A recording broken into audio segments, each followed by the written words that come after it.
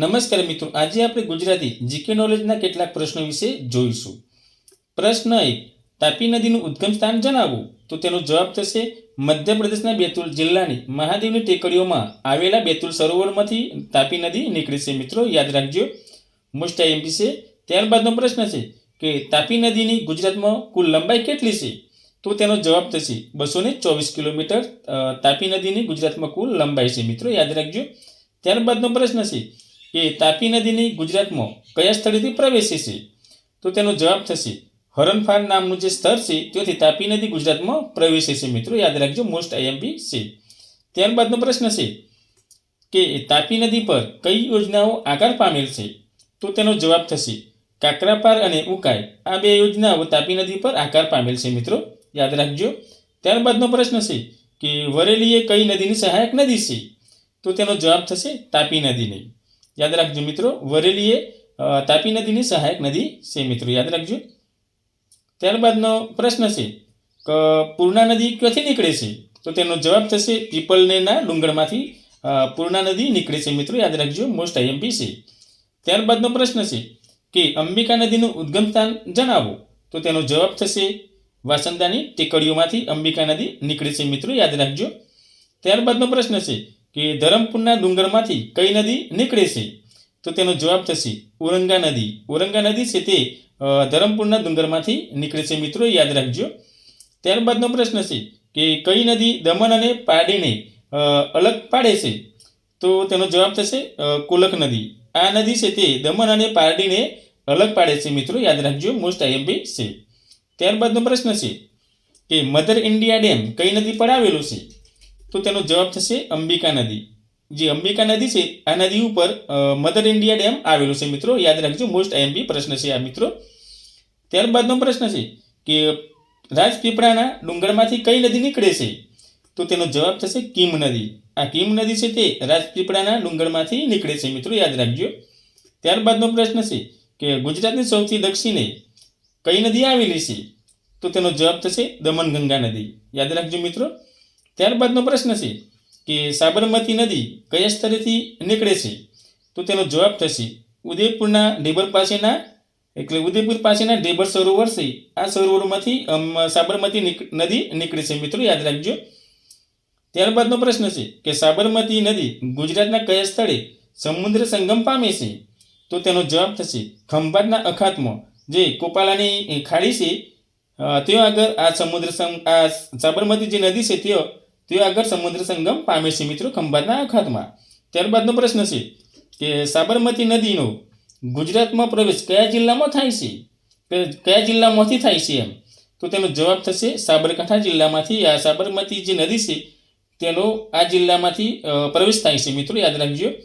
ત્યારબાદનો પ્રશ્ન છે કે વોઠા આગળ સપ્તસંગમ પામતી નદીઓ કઈ છે, એટલે કઈ છે એમ?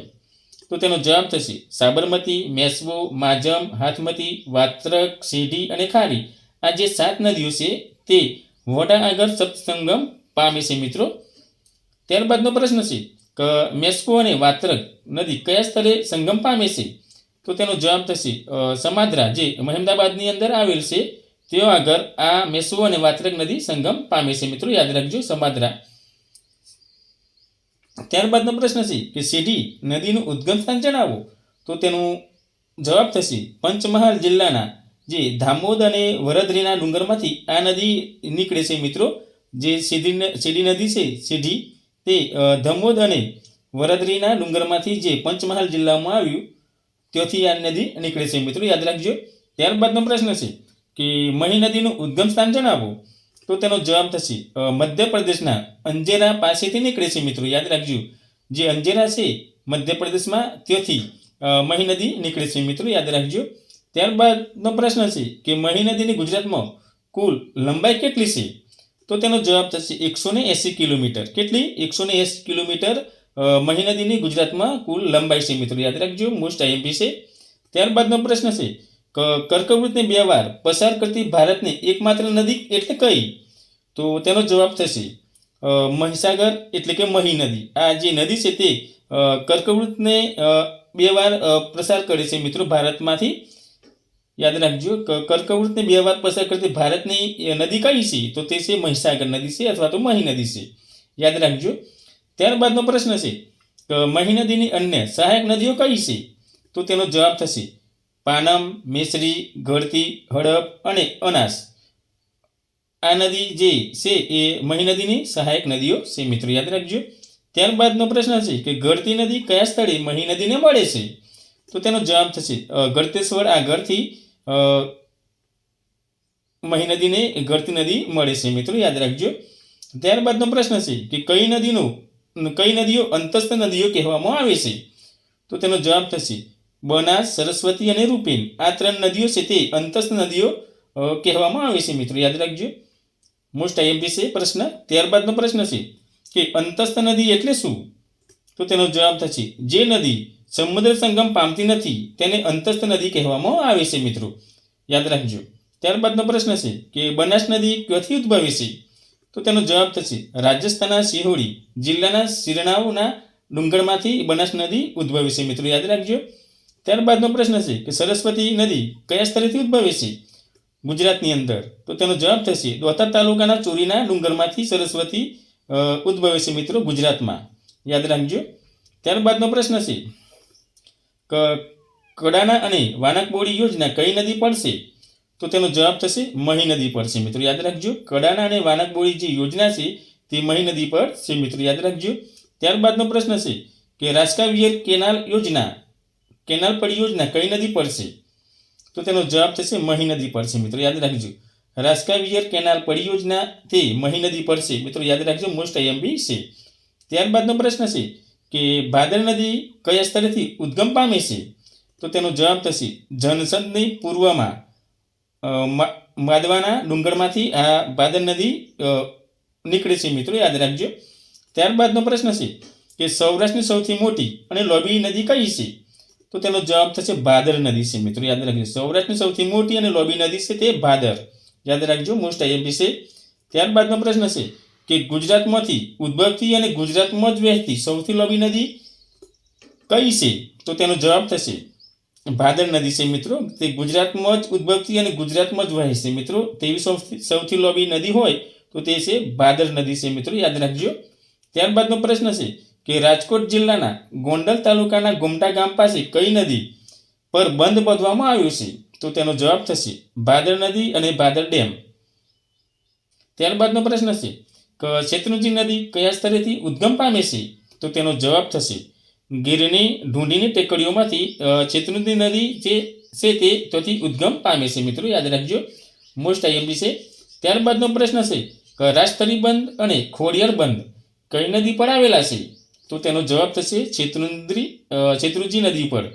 જે રાજસ્થળી અને ખોડિયાર બંધ છે તે શેત્રુંજી નદી છે એના પર આ બેને બંધ આવેલા છે મિત્રો. યાદ રાખજો. ત્યારબાદનો પ્રશ્ન છે કે વઢવાણ ભગાવો નદીનું ઉદ્ગમ સ્થાન જણાવો. તો તેનો જવાબ થશે સુરેન્દ્રનગર જિલ્લાના ચોટીલા તાલુકાના નવાગામ પાસેના ડુંગરમાંથી આ વઢવાણ ભગાવો નદી નીકળે છે મિત્રો. યાદ રાખજો. ત્યારબાદનો પ્રશ્ન છે કે નાયકા અને ધોળીધજા બંધ કઈ નદી પર બાંધવામાં આવ્યા છે? મોસ્ટ આઈએમપી પ્રશ્ન છે મિત્રો. નાયકા અને ધોળીધજા બંધ કઈ નદી પર બાંધવામાં આવ્યા છે એવો પ્રશ્ન પૂછાય તો તેનો જવાબ થશે વઢવાણ ભોગાવો જે નદી છે તે નદી ઉપર નાયકા અને ધોળીધજા બંધ બાંધવામાં આવ્યા છે મિત્રો. યાદ રાખજો. મોસ્ટ આઈએમપી છે. ત્યારબાદનો પ્રશ્ન છે કે ચોટીલા તાલુકાના ભીમોરાના ડુંગરમાં કઈ નદી નીકળે છે? એટલે ડુંગરમાંથી કઈ નદી નીકળે છે એમ. ચોટીલા તાલુકાના ભીમોરાના ડુંગરમાંથી કઈ નદી નીકળે છે એવો પ્રશ્ન પૂછાય તો તેનો જવાબ થશે ભોગવો લીંબડી ભોગવો તરીકે ઓળખવામાં આવે છે મિત્રો. પેલી વઢવાણ ભોગવો છે જ્યારે આ લીંબડી ભોગવો તરીકે ઓળખવામાં આવે છે મિત્રો. યાદ રાખજો. ત્યારબાદનો પ્રશ્ન છે કે મચ્છુ નદી કયા સ્થળેથી ઉદ્ભવે છે? તો તેનો જવાબ થશે રાજકોટમાં આનંદપુર બારડા પાસેથી આ નદીનો ઉદ્ગમ થાય છે મિત્રો. યાદ રાખજો. મચ્છુ નદીનો. ત્યારબાદનો પ્રશ્ન છે કે ગેલો નદી કયા સ્થળેથી નીકળે છે? તો તેનો જવાબ થશે ફૂલઝરના ઉચ્ચ પ્રદેશમાંથી ગેલો નદી નીકળે છે મિત્રો. યાદ રાખજો.